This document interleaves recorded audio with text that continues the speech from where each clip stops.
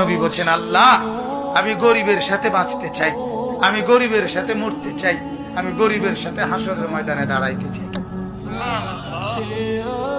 আমার উম্মতের সবচেয়ে দুর্বল, আমার উম্মতের দিন আইনা দিন খায়, ওই লোকটাও যেন বলতে না পারে, হায় নবী কি আর, নবী তো ছিলেন রাজপ্রাসাদে, নবীর তো ছিল স্বর্ণের পাহাড়, উনি আমার দুঃখ বুঝবেন কেন?